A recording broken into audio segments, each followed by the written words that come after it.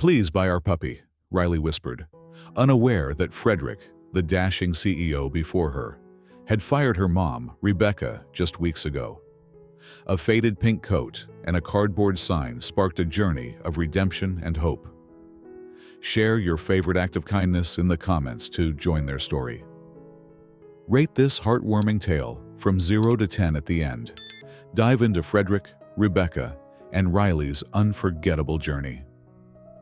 The late Friday afternoon air in the city carried a sharp, unforgiving chill, the kind that seeped through even the thickest wool coats and whispered reminders of winter's relentless grip.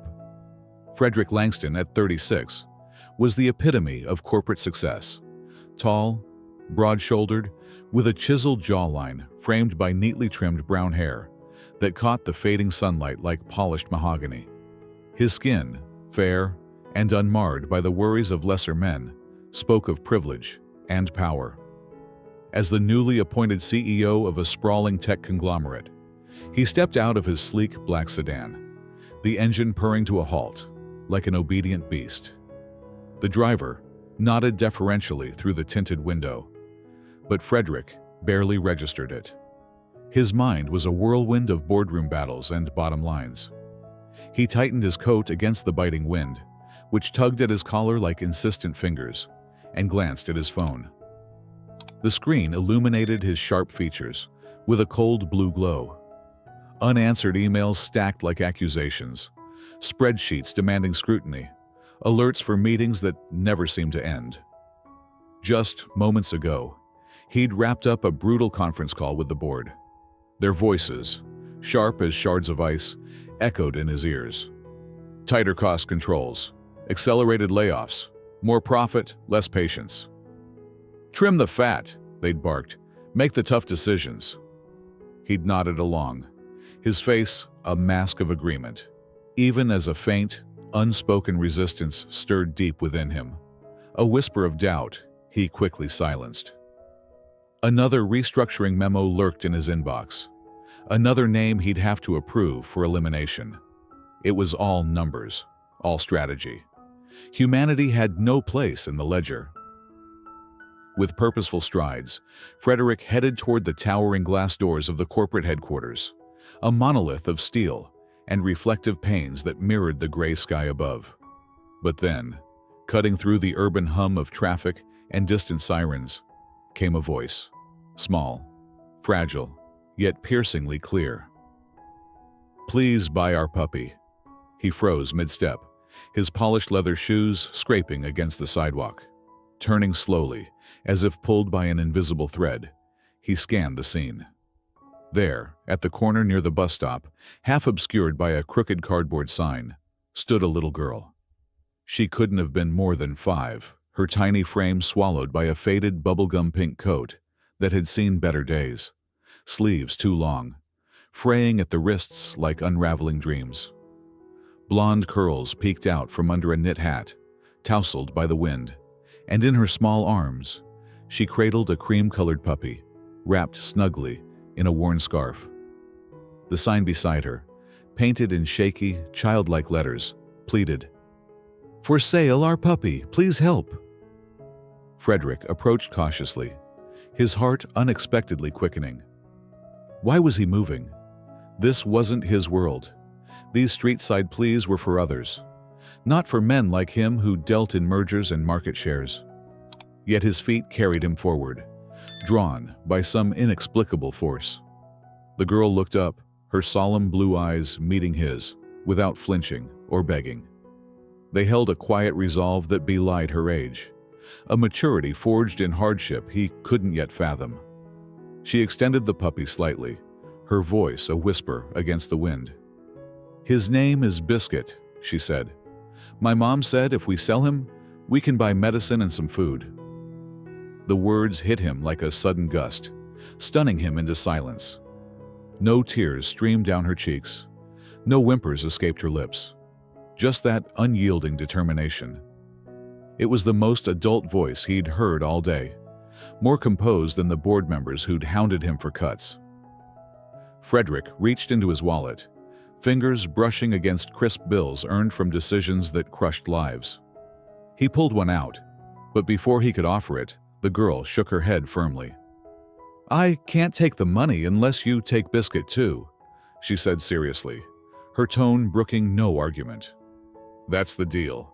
A strange pressure built in Frederick's chest, tightening like a vice. He knelt to her level, the cold pavement biting through his tailored pants, and gently extended his arms. Biscuit sniffed tentatively at his sleeve, then curled into the warmth of his coat with a soft, trusting whimper. Frederick felt the puppy's tiny heartbeat racing against his own, a fragile rhythm that echoed his growing unease. The girl stepped closer, their faces now inches apart. Their eyes locked, and in that moment, he noticed the faded patch on her coat sleeve, a stitched emblem for Grow and Thrive, the volunteer program his company had proudly funded for years. The same program he'd axed 2 quarters ago to shave overhead costs. It had seemed like a simple line item then, a footnote in a budget report. Now, it stared back at him in the form of this child, selling her beloved pet for survival. He froze, the realization crashing over him like a wave. The program's termination had been his call, cold, calculated, detached. And here was its human cost, embodied in a little girl with eyes too wise for her years. "I'll take good care of him," he managed finally, his voice barely above a whisper. Her expression softened, a flicker of relief crossing her features. She handed him a folded piece of the cardboard sign. "Please sign here so I know it's official." Blinking in surprise, he took a pen from his pocket and scrawled his name below her handwritten message. Then he returned the sign, cradling Biscuit as gently as if the puppy were made of glass. Just then, a woman's voice, urgent yet soft, cut through the air. "Riley!" Frederick turned to see her approaching briskly. A woman with pale skin, blonde hair tied back in a ponytail, clad in a worn gray coat that hung loosely on her tired frame. Her steps were quick, her posture weary but determined. She reached the girl, Riley, and enveloped her in a tight hug before glancing at Frederick. Her eyes landed on Biscuit, and she hesitated, a mix of gratitude and sorrow flashing across her face. "Thank you for buying him," she said quietly, meeting his gaze. "My daughter loves that dog more than anything. Please just take care of him. I'll come back when I can. I want to buy him back." She offered no further explanation, no pleas or names exchanged. Just a single nod. Then, she took Riley's hand and walked away, her shoulders stiff against the relentless wind. Frederick stood rooted to the spot for what felt like an eternity, one hand holding the warm bundle of fur, the other clutching the signed cardboard like a heavy burden. The city bustled around him, honks, footsteps, distant laughter. But he was adrift in a sea of introspection. Turning back toward the building, the glass doors loomed larger than before, but the world inside felt alien now. He'd arrived fixated on figures and forecasts. Now, all he could envision was a girl in a pink coat, and a mother vowing to reclaim what was lost. The patch on Riley's sleeve burned in his memory, a silent accusation linking her plight to his past decrees.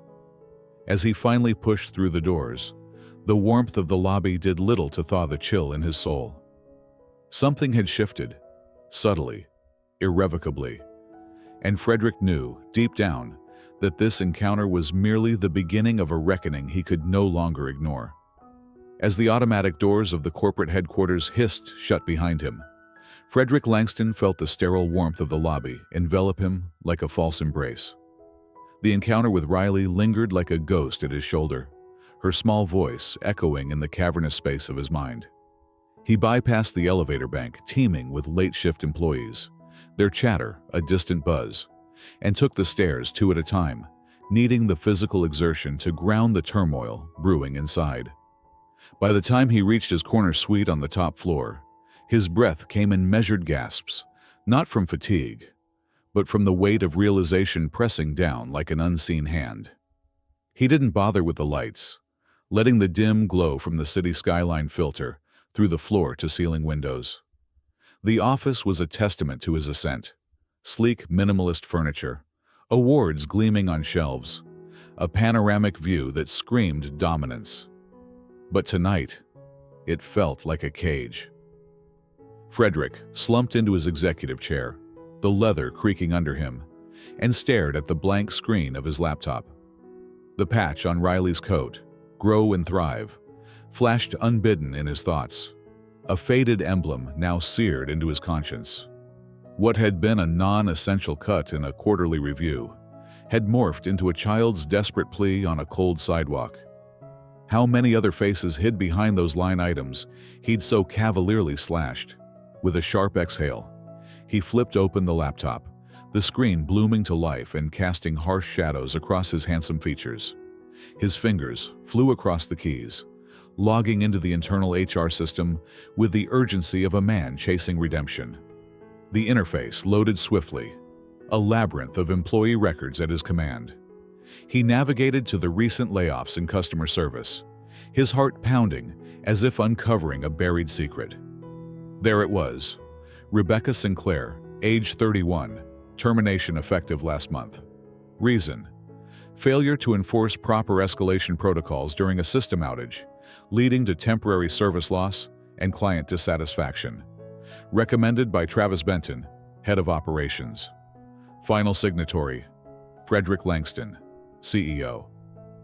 His signature stared back at him like a betrayal, digital ink that had sealed a fate without a second glance. Frederick leaned closer, replaying the memory of that meeting in his mind's eye. A sterile conference room, Travis droning on with charts and graphs, projections of lost revenue flashing in red. No one had mentioned her tenure or contributions. It had been sanitized, efficient, a checkbox in the relentless pursuit of efficiency. Necessary, Travis had called it. But now, doubt clawed at Frederick's resolve. He opened a new tab, Customer Feedback Archives. Filtering by Rebecca's name, unleashed a torrent of entries, page after page of glowing testimonials. Rebecca was the only one who stayed on the line with me when my daughter was in the hospital. Her calm voice kept me sane. Thank you to Rebecca for her endless patience. She turned a nightmare into a resolution, promotion-worthy. In a sea of automated responses, Rebecca made me feel human again. Her average rating, 4.9 out of 5. Frederick's breath caught, a knot forming in his throat. None of this had surfaced in the termination briefing.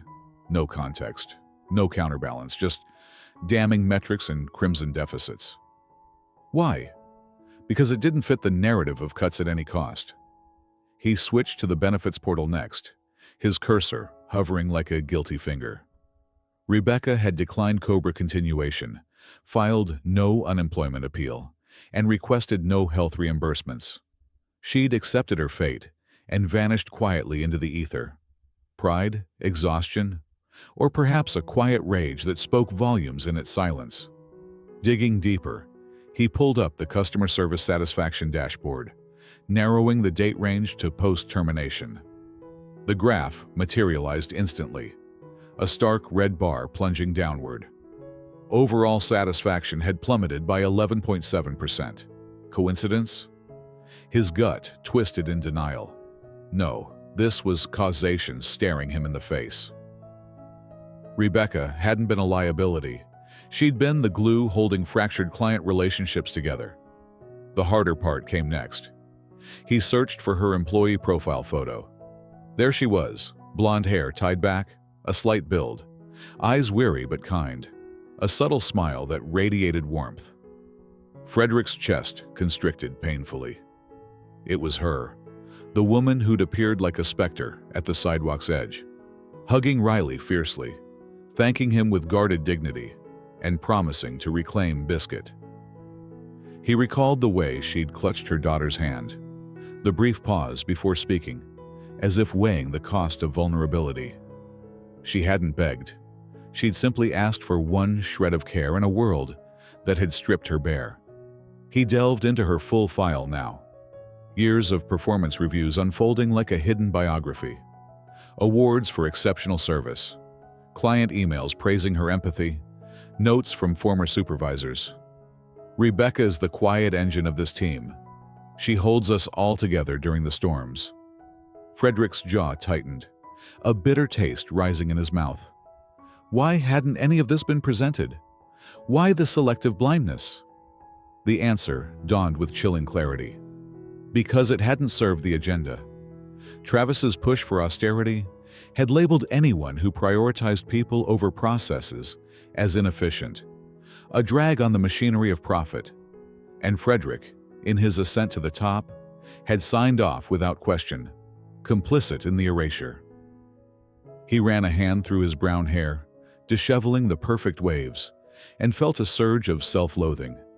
His mind spiraled. If Rebecca was truly at fault, why no defenses in her records? Why the outpouring of client love? Why her stoic silence post-firing? Perhaps she'd been scapegoated, the blame a convenient deflection from systemic flaws. And he had failed her utterly. Opening a fresh document, he began jotting notes furiously. Timelines, discrepancies, overlooked merits. This wasn't just a job he'd ended. It was a livelihood, a mother's ability to provide, now reduced to a child peddling her pet for pills and provisions. The more he unearthed, the clearer the injustice became. It shouldn't have happened. He couldn't let it stand. Frederick leaned back, the city lights blurring through unshed tears of frustration. The office, once a sanctuary of power, now felt like a confessional. He needed more, needed to confront the ripples of his decisions head-on. Glancing at the clock, he realized hours had slipped away in this digital excavation. But time was irrelevant now. Action was imperative. With resolve hardening in his veins, he closed the laptop, the screen's glow fading like a dying ember. Tomorrow, he'd return to that supermarket entrance, not as a bystander, but as a man seeking atonement. The awakening had begun, and there was no turning back. The first light of dawn pierced the blinds of Frederick's penthouse apartment, casting long shadows across the minimalist decor that suddenly felt oppressively empty. Sleep had eluded him through the night, his mind a relentless replay of Rebecca's file, Riley's solemn eyes, and the damning weight of his signature. He rose early, the city's hum already stirring below, and prepared with a purpose that bordered on obsession. Biscuit, the unwitting catalyst of his unraveling, whimpered softly from the makeshift carrier Frederick had fashioned from a luxury blanket, far too fine for a stray pup, but all he had on hand. He added a bag of premium dog food, purchased hastily from a 24-hour pet store, enough to sustain the little family for a week. This wasn't charity. It was restitution, a small step toward mending what he'd helped shatter. By mid-morning, Frederick navigated the bustling streets back to the supermarket entrance, the carrier slung over his shoulder like a badge of intent. The wind had softened since yesterday, but the air still carried a crisp edge, mirroring the sharpness in his resolve. He parked discreetly a block away, not wanting the gleam of his sedan to announce his arrival like an intrusion. As he approached the automatic doors, the familiar hum of shoppers and clanging carts assaulted his senses, but his focus narrowed to one spot, the corner where Riley had stood with her cardboard plea. There she was, a tiny figure in that same faded pink coat, but the sign was gone.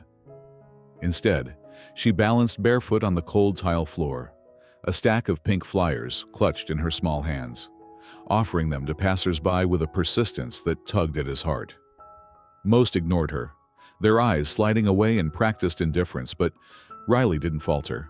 She extended a flyer to a harried woman with groceries, then to a suited man on his phone, her voice a soft murmur lost in the din. Frederick watched from a few feet away, hidden in the flow of the crowd, until Biscuit let out an excited whine from the carrier, sensing his former companion. Riley's head snapped up, her blue eyes widening in a mix of shock and unbridled joy. "You bought Biscuit yesterday," she whispered, as if confirming a half-forgotten dream, her bare toes curling against the chill of the floor. Frederick knelt calmly, the supermarket's fluorescent lights casting a harsh glow on his handsome features, softening only slightly as he unzipped the carrier. Biscuit tumbled out in a fluff of cream fur, scampering toward her with a tentative wag of his tail, his paws skittering on the slick surface. The puppy nuzzled into her legs, eliciting a rare, genuine giggle from the girl, a sound like tinkling bells in the mundane chaos. "Biscuit remembers you," Frederick said softly, his voice laced with a vulnerability he hadn't anticipated. "He asked me to bring him back. He misses you, Riley. This is his food. Take care of him now, okay?" He offered the bag of kibble, its weight a tangible symbol of his budding remorse. Riley's surprise melted into something profound, her lips trembling as she scooped Biscuit into her arms, burying her face in his fur. The puppy licked her cheek, and for a moment, the world around them faded. The shoppers, the announcements over the intercom, the relentless march of commerce. Without prompting, she plucked a flyer from her stack and pressed it into his hand, her fingers sticky from some unseen treat. "My mom is very good, but she can't find work," it read in neat, fragile script. "Please help her find a job so our family can be okay." Frederick studied the words, feeling their depth settle like lead in his chest. Not a desperate beg, but a child's simple acknowledgement of worth. Riley had no grasp of corporate intrigue or legal loopholes. She only knew her mother deserved better, and in her limited power, she acted. A strange warmth bloomed in him, mingled with shame. He reached into his coat pocket, retrieving a pen and his business card, embossed with gold lettering that screamed executive privilege. On the blank side, he scribbled, "I will try." Pressing it into her palm, he watched her hold it with wide-eyed awe, as if it were a talisman that might dissolve at any moment. A gust of wind from the opening doors stirred the flyers in her hand, scattering a few across the floor like fallen petals. "Your mom is lucky to have someone like you," he murmured, his voice thick with emotion. Riley nodded, blinking rapidly to hold back what might have been tears, hugging Biscuit and the food bag close to her chest. "He's your puppy. He belongs here," Frederick repeated, the words a vow to himself as much as to her, "until things get better." But, as he glanced down at the flyer again, his breath caught sharply in his throat. There, in bold letters at the bottom, Melissa Harper? No, Rebecca Sinclair. The name that had haunted his screen all night now leaped off the page, confirming the twisted thread of fate. The responsibility crashed over him fully, a tidal wave of accountability he could no longer evade. Can I meet your mom?" he asked quietly, his tone laced with a humility foreign to his boardroom persona. Riley hesitated, her eyes darting to Biscuit's eager face as if seeking counsel from the pup. Then, with a small nod, she stepped back, still clutching her treasures, and motioned for him to follow. She led him by the hand, her tiny grip surprisingly firm, weaving through the throng of shoppers like a seasoned guide. The supermarket's aisles blurred into a maze of colors and scents. Fresh produce, baked goods, the metallic tang of canned goods.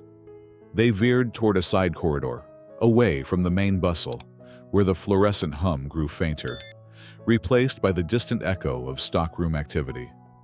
At a modest door marked 5C, likely a break room or storage closet repurposed for quiet moments, Riley knocked softly and pushed it open without waiting. Inside, the space was humble, almost claustrophobic. A low table scarred from use, mismatched chairs that had seen better decades, a stack of cleaning rags piled in the corner like forgotten promises. Seated on a small couch, her golden hair pulled into a loose ponytail, was the woman from yesterday. Her eyes were red-rimmed, as though tears had recently carved paths down her cheeks. But she straightened instinctively as Riley entered, pulling her daughter into a protective embrace. Then her gaze lifted to Frederick, standing awkwardly in the doorway, with the empty carrier dangling from his hand. Riley's voice broke the tension, soft and proud. "Mom, this is the man who bought Biscuit so he would be safe." She paused, glancing up at him. "Biscuit remembers me." Rebecca carefully lifted the puppy into her arms, pressing him close, her movements deliberate and guarded. Frederick didn't need to introduce himself. The flicker of recognition in her eyes said it all. A storm brewing behind that weary facade.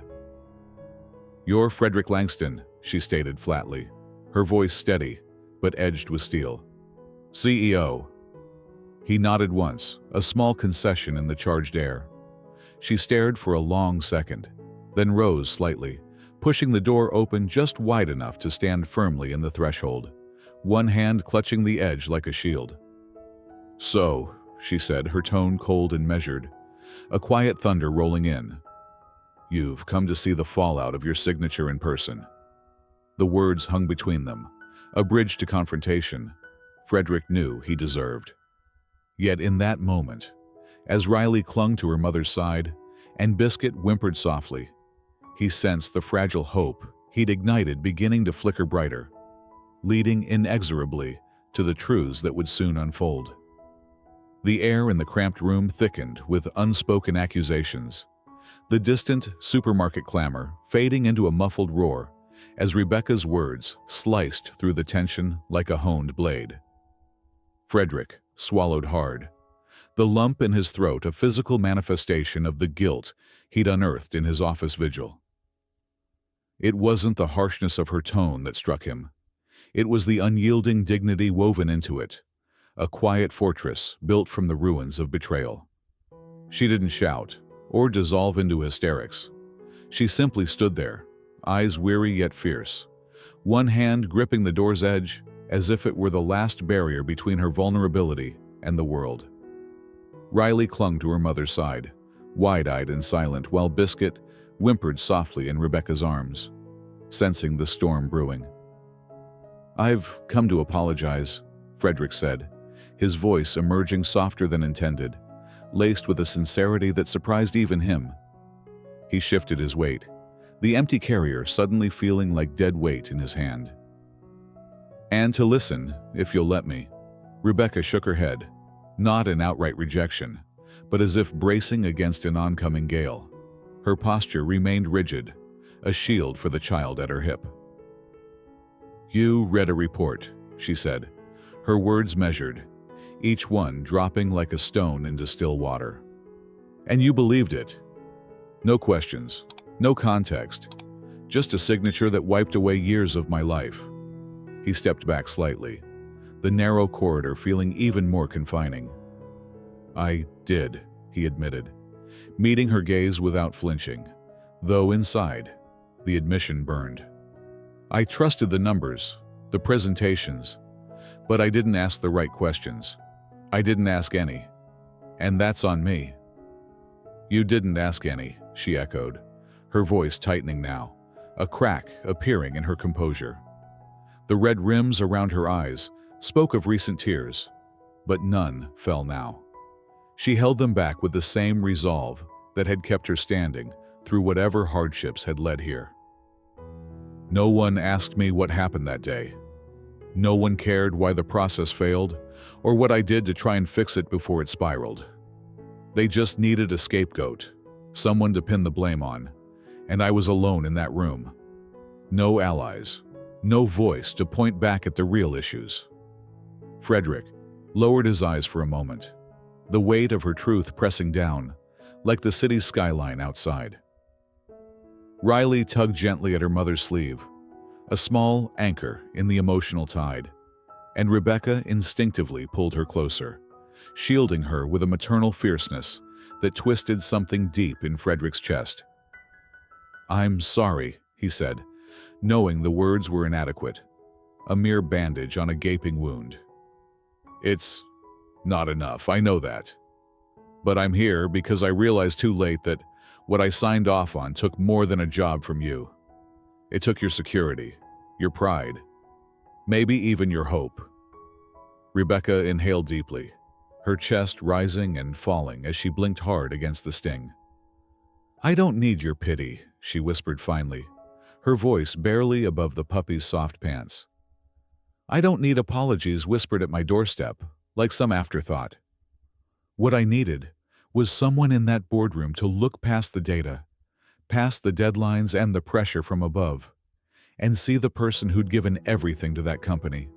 The late nights, the weekends, the times I put clients first because it was right, not because it padded the bottom line." A heavy pause settled between them, the room's dim light casting long shadows that danced like unspoken regrets. Frederick felt exposed, his CEO armor cracking under the scrutiny of this woman he'd unknowingly wronged. Without a word, he reached into his satchel, fingers brushing against the weathered leather notebook he'd salvaged from her old desk during his frantic office search. He handed it to her silently, an offering in the charged silence. Rebecca opened it cautiously, her brows furrowing as she recognized the contents. Handwritten notes, thank you letters from customers, names and stories scribbled in the margins. Small gestures of appreciation she'd once collected like treasures. Her own handwriting stared back at her. Reminders for follow-ups, customer birthdays noted with care. "You kept this?" she asked, her voice softening with confusion, fingers trembling slightly as they traced the pages. "It was still in your desk," he explained quietly. "They were going to toss it during the clean-out. I saw your name etched in the corner and I couldn't let it go. Not after what I'd learned." She didn't respond immediately, just stood there, flipping through the pages as if rediscovering a lost part of herself. The notebook chronicled her dedication, a quiet testament to the heart she'd poured into a job that had discarded her. Frederick watched, his breath held, as a flicker of something, nostalgia, pain, crossed her face. "I didn't come here to fix everything," he said at last, his tone low and earnest. "I know I can't undo the damage, but I can start listening now. I can start correcting what I helped break." Rebecca set the notebook down on the small side table with deliberate care, then wrapped both arms around Riley, drawing her in close. Her expression softened, but only fractionally, the walls still high. "You know what hurts the most," she said, her voice cracking just a hair, revealing the raw edge beneath. "It's not losing the paycheck, though God knows that's been hell. It's waking up every morning and having to convince my daughter that I didn't do something wrong, that her mom isn't broken or worthless." Frederick's throat tightened, a vice of empathy squeezing the air from his lungs. "You're not broken," he replied, the words escaping before he could temper them, heavy with conviction. She looked at him then, her tired eyes searching his face for deceit, for the corporate gloss that might hide insincerity. "You still think words fix things?" "No," he conceded, stepping forward just enough to close the gap without invading. "But actions might. Let me prove that." The room fell into a profound quiet, broken only by Biscuit's contented sigh as he nestled deeper into Rebecca's hold. Finally, she stepped back from the doorway, a subtle yielding that spoke volumes. "Then come back tomorrow," she said, not unkindly, but with a firmness that brooked no negotiation. "Not to talk in circles. Come back with a real reason, a plan, something tangible." "I will," Frederick promised, the vow settling like a cornerstone in his resolve. She nodded once, a curt acknowledgement, and began to close the door. Just before it latched, her voice drifted through the narrowing gap, softer now, almost vulnerable. "And bring the same honesty you brought tonight." The door clicked shut, sealing him out in the corridor's stale air. Frederick stood there for a long moment, the echo of her words reverberating in his ears, a call to action that ignited a fire in his chest. Turning away at last, he walked back through the supermarket's labyrinth, the bag of kibble forgotten in his haste earlier, but the weight of responsibility heavier than ever. As he emerged into the daylight, The city sprawled before him, indifferent, unyielding. But for the first time, he saw beyond the facades. In his car, engine idling, he gripped the steering wheel, mapping out the steps ahead. Tomorrow would bring more than words. It would bring change. And with that thought, the fragile hope Riley had sparked began to burn steadily, illuminating the path to redemption he was only now beginning to tread. The drive back to his penthouse blurred into a haze of introspection, Frederick's mind replaying Rebecca's parting words like a mantra. Bring the same honesty. The notebook he'd returned to her felt like a fragile bridge, but he knew apologies alone wouldn't span the chasm he'd helped create. That night, he pored over more files, drafting emails and outlining a plan, not just to reinstate her, but to reform the very policies that had allowed such oversights. Sleep came in fits, haunted by Riley's trusting gaze and Biscuit's innocent whimpers. By morning, resolve had solidified into action. He'd returned to that modest door with proposals in hand, tangible proof that his remorse wasn't fleeting. But fate, it seemed, had other designs. As Frederick reviewed quarterly feedback reports in his sunlit office, the city sprawling like a conquered kingdom beyond the windows, his assistant knocked gently on the doorframe. "Mr. Langston, there's a little girl here. She says her name is Riley, and she's brought a puppy." The pen in his hand froze mid-stroke, ink blotting the page like a sudden wound. His pulse quickened. Had Rebecca sent her? Or was this the child's bold initiative? "Send her in," he said, rising to his feet, the polished hardwood floor creaking under his weight like a warning.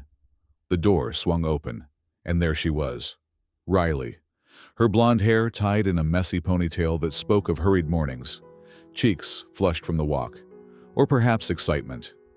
She cradled Biscuit like a precious artifact, the puppy's tail wagging in rhythmic delight. Behind her, Rebecca hovered in the hallway, just outside the threshold, her expression a mask of guarded hesitation. She offered Frederick a brief nod, her eyes flickering with unspoken questions, but she didn't cross into the room, not yet. Riley, undeterred, marched straight to his desk with the determination of a pint-sized envoy, each step echoing her unyielding spirit.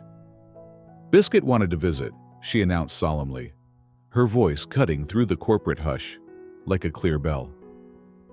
"He misses you, but I think he mostly just wanted to say thank you." Frederick couldn't help but smile gently, the tension in his shoulders easing at her earnestness. "Thank me? I should be thanking him and you." Riley reached into her backpack, a worn canvas thing patched with stickers of animals and stars, and pulled out a small cardboard box, its edges frayed and bound with a pink ribbon that matched her coat. She placed it beside Biscuit on the desk, the puppy sniffing curiously at the new arrival. "This is for you," she said. "Mom didn't know I was bringing it, but I think you should have it." Frederick glanced from the box to Riley, then to Rebecca, who had inched halfway into the room now, her arms crossed tightly, face unreadable, a blend of embarrassment and quiet pride. "May I open it?" he asked, his voice thick with anticipation. Riley nodded eagerly, her blue eyes wide as saucers. Inside, nestled among crumpled tissue paper that smelled faintly of lavender, were several old photographs, their edges curled from time and handling. Rebecca at company events, surrounded by smiling colleagues and clients, her face alight with genuine warmth. In one, she held a handmade thank you card from a young customer, scribbled in vibrant crayon, "Ms. Rebecca is the nicest helper ever." Tucked beneath the photos was a single folded card, its paper yellowed but preserved. Frederick opened it carefully, as if handling a relic. The handwriting was elegant, slightly faded. "Rebecca, thank you for staying late to help me track down my lost order. You didn't have to, but you did, and it meant the world. You're not just an employee. You're the reason I stayed with this company. Bless you." A lump formed in Frederick's throat, rising unbidden as he swallowed hard. These weren't just mementos. They were evidence of a dedication he'd overlooked. A human element erased by spreadsheets. "I found those in Mom's drawer," Riley said quietly, her voice pulling him back. "I thought maybe you forgot who she was. So I wanted to remind you." Rebecca looked as if she wanted to melt into the floorboards, her cheeks flushing a deep crimson. "Riley," she whispered, mortified, stepping fully into the room now. But Frederick shook his head, his voice emerging thick and raw.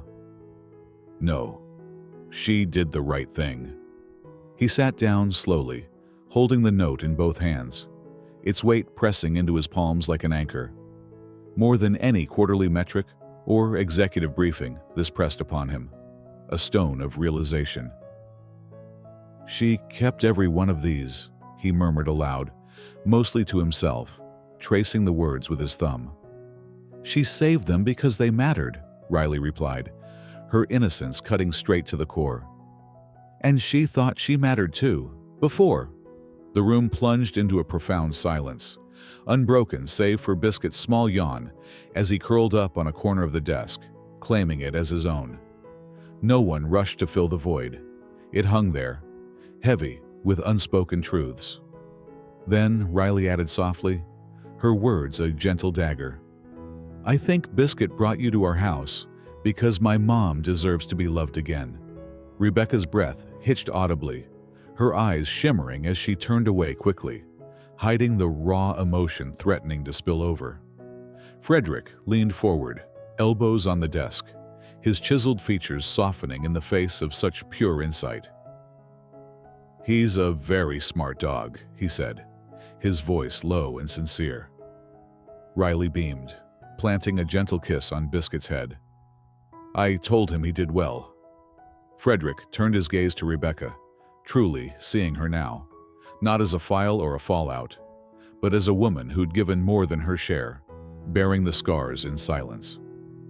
Her arms remained crossed, shoulders tense from years of holding it all in, but beneath that guarded exterior pulsed a resilience that humbled him. "I don't know what happens next," he admitted, his tone laced with vulnerability. "But I know I can't look away now."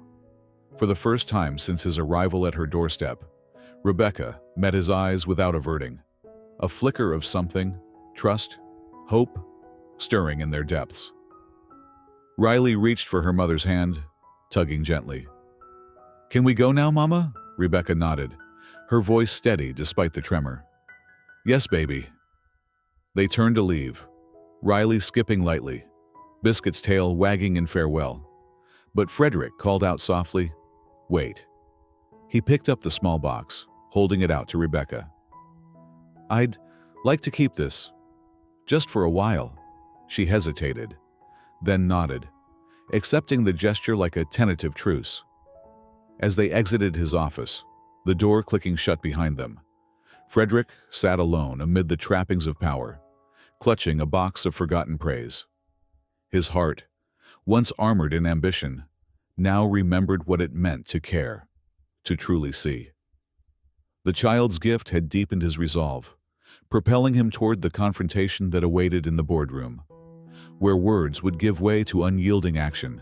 The echo of the closing door lingered in Frederick's office like a fading heartbeat, leaving him alone with the box of mementos that pulsed, with unspoken accusations and forgotten valor.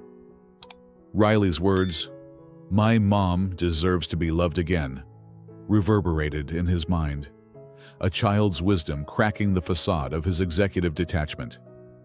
He sat there, the city's skyline mocking him through the glass, until the weight of inaction became unbearable. The photographs and notes weren't just relics. They were ammunition, proof of Rebecca's irreplaceable worth.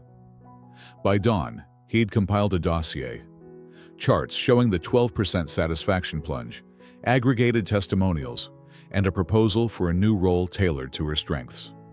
This wasn't mere restitution, it was revolution. He'd face the board today, not as their compliant CEO, but as a man forged anew by a puppy's whim and a girl's courage. The boardroom was colder than usual that morning, the air conditioning humming like a low growl, amplifying the chill that had nothing to do with temperature. Sunlight slanted through blinds, casting razor-sharp shadows across the long glass table, a battlefield of polished surfaces and power plays. Frederick stood at the head, hands braced on the edge, his tall frame casting a commanding silhouette against the wall screen. Around him sat the semicircle of executives, grizzled veterans with furrowed brows, younger sharks with calculating eyes, all clad in suits that screamed authority. Travis Benton, the operations head who'd pushed Rebecca's termination, lounged with feigned nonchalance, his fingers drumming a subtle rhythm of impatience. "I'm proposing we reinstate Rebecca Sinclair," Frederick declared, his voice cutting through the murmurs like a blade, clear and unyielding. Not to her old position, but to a new one, Senior Advisor for Customer Experience. It's a role designed for her unique strengths: empathy, loyalty, the human touch we've been bleeding out in our rush for efficiency. A ripple of disbelief swept the room. An older board member, Harlan Gray, leaned forward, his wire-rimmed glasses glinting like interrogation lights. "You mean the woman dismissed last month for bungling that system glitch? The one that cost us 4 major clients? Langston, have you lost your mind?" Frederick met Gray's stare without flinching, his brown hair catching the light as he clicked the remote. The screen behind him ignited with data, graphs plunging in crimson, testimonials scrolling like indictments. "The same one," he confirmed, his tone steady but laced with fire. "But I've dug deeper. She didn't fail. She was scapegoated. That outage? It exposed cracks in our protocols, not her competence. And the cost? It's far greater than those clients. We've lost our integrity." Murmurs escalated into outright dissent. Victoria Klein from HR frowned deeply, her manicured nails tapping the table. "Even if you're right, and that's a big if, the precedent is dangerous. It undermines our termination process, invites lawsuits and chaos. How do we explain this to the staff? That we're soft on failure?" Frederick paced slowly around the table, his steps deliberate, echoing like approaching thunder. "We explain it with the truth," he countered, locking eyes with each skeptic in turn. "This company values competence, loyalty, and humanity above all. That when we err, and we did, we correct it. Do you know what's happened to customer satisfaction since Rebecca left?" He paused, letting the question hang, then gestured to the screen where the red bar dominated. A 12% drop, stark and undeniable. "That's not a blip, it's a hemorrhage. She wasn't just fielding calls, she was the anchor. Clients stayed through price hikes because she made them feel heard and valued. Look at these testimonials. Rebecca turned my crisis into calm. She's why I didn't switch providers. We need more like her, not fewer." Travis leaned back, crossing his arms with a smirk that didn't reach his eyes. "This sounds personal, Fred. You're letting sentiment cloud judgment. We can't run a multi-billion-dollar enterprise on feel-good stories. Rules matter. This sets a tone that every manager will dread." The room erupted in agreement. Slippery slope. Opens the floodgates. What about accountability? Frederick listened, absorbing the barrage without retort, his jaw set like granite. He waited until the voices ebbed, then spoke evenly, his voice rising in controlled intensity. "It is personal, because I signed that termination without a single question. I rubber-stamped a report instead of probing the person behind it. I made it impersonal, and that was the real mistake." A long pause stretched, the air charged with unease. At the table's far end, a younger director, Elena Ruiz, spoke up, arms crossed. "And now you want to overturn an official decision because of what? A guilty conscience?" "No," Frederick said, his tone sharpening, eyes blazing. "Because of facts. Because we're not stronger without her, we're weaker. And the future we're building demands people who care enough to stay late, to answer calls on weekends, To remember that behind every complaint is a human who trusted us. His voice thundered now, echoing off the walls. We need more Rebeccas, not fewer. People who treat clients like lives, not line items. She's not our liability. She's the soul we should be proud of, the part we've starved in our greed for margins. Silence descended, thick and awkward, the executives shifting uncomfortably under his gaze. Then the backlash surged anew. You can't steer this ship on emotion alone. This erodes authority. Think of the optics. Frederick absorbed it all, unflinching, his handsome features etched with determination. He didn't argue back. He let their words crash against him like waves on rock. Finally, he spoke quietly but firmly, the calm eye in the storm. That's why I'm not asking for company funds to bring her back. I'll cover it myself. The room stilled, heads snapping up in shock. I'm allocating from my CEO discretionary fund, he continued, his voice resolute. Her re-entry, training, the new role. It won't touch operational budgets.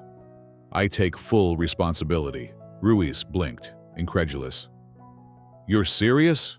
You'd stake your own money on this? Absolutely, Frederick affirmed, leaning forward, his presence dominating the space. Because leadership isn't about being infallible. It's about the courage to fix what's broken. If it works, we all win. Higher satisfaction, loyal clients, a company with a heart. If it fails, the blame's mine alone. Another protracted silence followed, the board exchanging glances, some skeptical, others intrigued by this unprecedented gambit. Gray cleared his throat, his voice reluctant. And if it succeeds, what then? Frederick allowed a faint smile, the first crack in the tension. Then we've set a new standard, one where people matter as much as profits. No applause broke the hush, no triumphant cheers, just a quiet acquiescence, a subtle shift in the room's gravity. Nods came slowly, murmurs of, fine, but on your head, sealing the uneasy truce. Something irreversible had transpired. Not merely a policy tweak, but a fracture in the old guard's armor, a principle reborn from the ashes of oversight. As the meeting adjourned, executives filing out in subdued clusters, Frederick remained standing, a quiet fire smoldering in his chest. He gathered his notes, the screen fading to black like a curtain call. Leaving the room, he carried not defeat, but a name he could now utter with pride. Rebecca Sinclair, Senior Advisor for Customer Experience. A role crafted for one who'd never ceased caring, even when the company had. The battle won, he turned his thoughts to her return. The next chapter in a story that had begun with a whispered plea, and now promised renewal. The boardroom's heavy door clicked shut behind Frederick, like the final note of a symphony, leaving him in the corridor's sterile hush. Victory tasted bittersweet, a hard-won concession that reshaped not just policy, but the very ethos he'd once championed. As executives dispersed in murmured debates, he lingered, the fire in his chest now a steady flame, fueling thoughts of Rebecca. Her name, once a ghost in files, now echoed with promise. Senior Advisor for Customer Experience. He'd fund it personally, a stake in redemption. Dialing her number from the quiet of his office, he delivered the news with measured calm. But her response, a hesitant, "I'll think about it," reminded him trust wasn't rebuilt overnight. By week's end, she accepted, her voice carrying cautious hope. The real work began. Rebecca stepped into the office on her first day like a traveler returning to a changed homeland. The familiar hum of keyboards and coffee machines stirring a mix of nostalgia and wariness. The title sounded prestigious, a badge of validation after months of doubt, but it was the respect underpinning it that mattered most. The absence of pitying glances, the subtle nods from colleagues who'd once whispered about her exit. Her workspace was modest, a corner nook overlooking the bustling street below, but the custom nameplate on her desk gleamed. Rebecca Sinclair, voice of the customer. Frederick had seen to it personally, a quiet gesture that softened the edges of her apprehension. He visited often, not as the towering CEO in tailored suits, but as a man seeking understanding, his brown hair slightly tousled from the day's battles. Sometimes, he'd simply ask, "Are you doing okay today?" Words unburdened by agendas, focusing solely on her. The simplicity unraveled a knot in her chest she'd carried too long, a tension born of isolation. They started sharing lunches weekly, Thursdays becoming a ritual. Rebecca brought homemade meals, remnants of Riley's favorites, warm casseroles laced with herbs, and seasoned rice that filled the break room with comforting aromas. Frederick, accustomed to rushed sandwiches between mergers, found himself savoring each bite, the flavors awakening something dormant. One afternoon, as sunlight filtered through the blinds, he set down his fork and smiled, that boyish grin crinkling his eyes.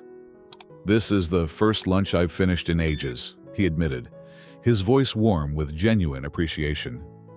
It was during one such meal that serendipity deepened their bond. Rebecca had forgotten her tote bag in the break room after a hurried call, its contents spilling slightly. Frederick, spotting it on his way out, intended only to return it, but a small notebook protruded, its cover worn from years of use. Curiosity, that insidious whisper, won out. Flipping it open, he discovered a trove. Handwritten notes from clients, thank you cards tucked between pages, scribbles of gratitude that painted her as a lifeline in chaos. Some dated back years. "Rebecca, you treated me like a person, not a problem. You made a bad day bearable." He read each, like a sacred text. Confessions of impact she'd quietly amassed. Closing it gently, he slipped it back and delivered the bag to her desk without a word. But the insight lingered, a silent testament to her enduring spirit. Later that week, he noticed her wrestling with a squeaky chair in her office, the persistent creak disrupting her focus. "Let me take a look," he offered, kneeling before she could protest. His hands, usually reserved for signing deals, now examining wheels and armrests with surprising deftness. "Summer job in college," he explained with a chuckle, that grin flashing again. "Dad taught me to fix things, wood, furniture, small engines. Said every CEO should know how to build a chair before leading a boardroom." Rebecca watched, a smile tugging at her lips as he tightened screws with focused precision, the chair falling silent under his care. It was a small act, but in its humility, it bridged worlds. His privilege meeting her pragmatism. Together, they dove into rewriting policy guidelines, late evenings blurring into productive fervor. Protections for single parents, emotional support during layoffs, avenues for second chances. These weren't abstract reforms. They were lifelines drawn from her scars. One night, as documents piled high and coffee cooled, she asked softly, "Why are you so thorough with this?" Frederick paused, his eyes meeting hers across the desk. "Because I know what it's like to cry alone at your kitchen table, wondering how to explain hunger to a child without uttering poor. No one should feel that powerless." His vulnerability hung in the air, a shared understanding forging deeper ties. Then came Bring Your Inspiration to Workday, an initiative Frederick insisted upon, weaving kindness back into the corporate fabric. Rebecca hesitated, but Riley arrived beaming, her hair tied with a pink ribbon, Biscuit trotting beside in a tiny red bandana like a loyal sidekick. The break room buzzed with staff sharing stories, but when Riley stood before the crowd, clutching a crayon drawing of her family, the room hushed. "My mom is my hero," she said in a small but steady voice, echoing her mother's resilience. "Even when people were mean, she stayed kind. Even when we had to sell Biscuit, she said we were still lucky because we had each other." Glancing at Frederick and Rebecca, she added, "And Biscuit came back, and Mommy smiles again. I don't know if puppies have magic, but ever since we met you, Mommy, Biscuit and I, we laugh more." The silence was profound. Then applause swelled, soft and reverent. Frederick blinked back the sting in his eyes, his throat tight with emotion. Rebecca held Riley close, her heart swelling and trembling in equal measure. It dawned on them both. This wasn't merely job restoration. It was dignity rebuilt, compassion threaded into cold corners where policy once reigned supreme. Amid shared meals, fixed chairs, and whispered thanks, something profound bloomed. A connection Rebecca was almost ready to embrace again. As the day waned, that budding trust hinted at evenings yet to come, like a quiet park stroll where barriers might finally crumble. As the sun dipped low on that inspiring day, casting golden hues over the office towers, Frederick felt the budding trust between them pulse like a living thing, fragile yet insistent, hinting at possibilities beyond the confines of work. The applause for Riley's words still echoed in his ears, a reminder that healing wasn't confined to policies or positions. It wove through quiet moments, ready to unfold in unexpected places. That evening, as if summoned by unspoken agreement, he found himself strolling through a serene park with Rebecca and Riley, the cool Saturday breeze whispering promises of change. Biscuit trotted ahead, his leash a loose tether, tail wagging with unbridled excitement at every rustling leaf and distant squirrel. Riley skipped between them, her small hand alternating between her mother's firm grip and Frederick's tentative one, bridging the adults with effortless joy. "Biscuit has a baby brother now," she giggled, her voice bubbling like a stream over stones. "Maybe we can sell one again, huh?" The words hung innocently, but Rebecca blushed, a soft crimson blooming on her cheeks as she chuckled lightly. "She still thinks people who buy puppies fall in love with the seller," she said, glancing sidelong at Frederick, her eyes holding a mix of amusement and something deeper, vulnerability laced with hope. Frederick paused beneath the soft glow of a street lamp, the park's paths winding like veins through the twilight greenery. The air carried the scent of blooming jasmine, a sweet counterpoint to the day's revelations. "I may not know much about puppies," he said, his smile warm and genuine, crinkling the corners of his eyes. "But I know I chose the right one." His voice was steady, sincere, carrying the weight of unspoken admissions. They walked on in companionable silence, the quiet comforting rather than awkward, each step a subtle erosion of the barriers that had once loomed so high. As they reached the front steps of Rebecca's modest home, the porch light flickering on like a welcoming beacon, Frederick hesitated, the evening's magic giving way to a moment of raw honesty. Rebecca turned to him, keys jingling in her hand, her expression softening under the lamp's gentle halo. "I don't know if I'm someone Riley can rely on," he confessed, his tone laced with earnest doubt. "But I want to try, if you'll let me." The words hung between them, vulnerable and unadorned, stripped of corporate polish. Rebecca's face clouded with a flicker of fear, her voice trembling as she replied, "I'm scared. Riley's already so attached to you. If this falls apart—" She trailed off, the unspoken pain of past losses echoing in the pause. Frederick stepped closer, his presence a steady anchor. "I understand," he said gently, his hand brushing hers in a tentative touch. "I'm not asking for blind trust, just a chance." She paused, searching his eyes, then stepped aside with a small nod. "Come in. You're already here." The door closed behind them, sealing in the warmth of the small living room, where Biscuit curled up on a worn rug like he'd always belonged. Conversation flowed easily. Stories of Riley's school antics, Rebecca's quiet dreams, but beneath it simmered an undercurrent of possibility. As the night deepened, Frederick bid them good night, the promise of tomorrow lingering like a half-whispered vow. The next morning dawned bright, the city awakening with a symphony of horns and birdsong. Frederick returned with a small velvet pouch clutched in his hand, his heart pounding with a mix of nerves and determination. Rebecca opened the door, surprise lighting her features as he handed it to her. Inside gleamed a silver bracelet, old but meticulously polished, its inner band engraved with a single word: courage. "It was my mother's," he explained, his voice thick with emotion. "She used to say, if someone makes you want to be better, don't let them go. That's what you and Riley have done for me."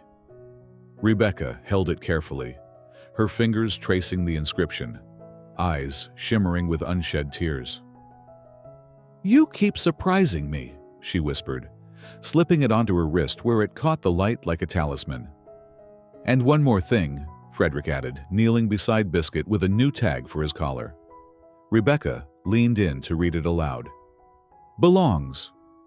The word hung in the air, simple yet profound. Frederick took her hands, his touch warm and reassuring. "It's what you've always deserved. You just forgot for a while." That afternoon, they drove to a quiet meadow just outside the city, the road winding through fields alive with wildflowers dancing in the breeze. Sunlight warmed the grass as Riley laughed, running freely through the open space, Biscuit bounding after her in joyful pursuit, his barks echoing like pure delight. Watching her daughter, Rebecca turned to Frederick, her hand finding his. "She hasn't smiled like this in so long," she murmured, voice laced with wonder and gratitude. Frederick squeezed her hand gently, his gaze steady.